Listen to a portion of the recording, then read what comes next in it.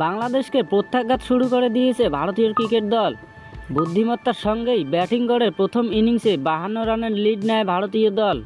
বাংলাদেশকে 233 রানের প্রথম ইনিংসে অল আউট করার পর রোহিত শর্মারা প্রথম বল থেকেই বাংলাদেশ বোলারদের টার্গেট করেছিলেন, আর তাতেই নাস্তানাবুদ অবস্থা হয়ে যায় নাজমুল হোসেন শান্তর দলের বোলারদের। এতকাল টেস্ট ক্রিকেটে যা ঘটেনি সেই সব রেকর্ডই গড়ে ফেলেছেন হিটম্যানের টিম। ব্র্যান্ডন ম্যাকালাম থেকে বীরেন্দ্র সেহবাগ, টেস্ট ক্রিকেট এতকাল বহু তারকার তাণ্ডব দেখলেও কানপুরের মাটিতে সোমবার ভারত দলগতভাবে যে ক্রিকেটটা খেলল তা এর আগের ক্রিকেট বিশ্ব কখনো দেখেনি। যেখানে আজকের আগে পর্যন্ত টেস্ট ক্রিকেটে 8 রান রেটে কখনো 100 রানই ওঠেনি, সেখানে ভারতীয় দল 285 রান তুললে 34.4 ওভারে, অর্থাৎ রান রেট 8.22।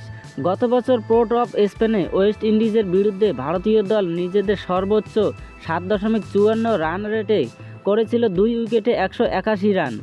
24 ওভারে সেই রান তুলে ডিক্লিয়ার করেছিল টিম ইন্ডিয়া। এবার ভারতীয় দল সেই রান রেটকেও ছাপিয়ে গেল।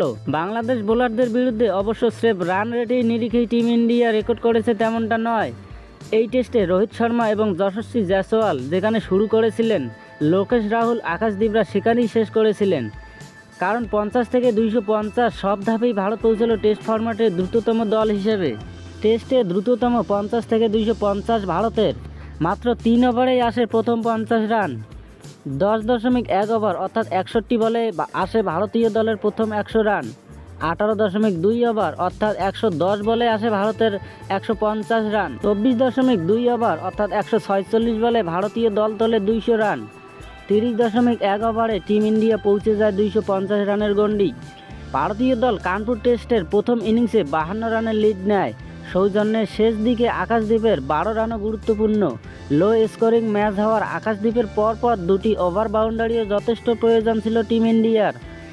এক ক্যালেন্ডার ইয়ারে 6 মারার নিরিখেও ইংল্যান্ডকে টপকে গেল রোহিত শর্মার ভারতীয় দল।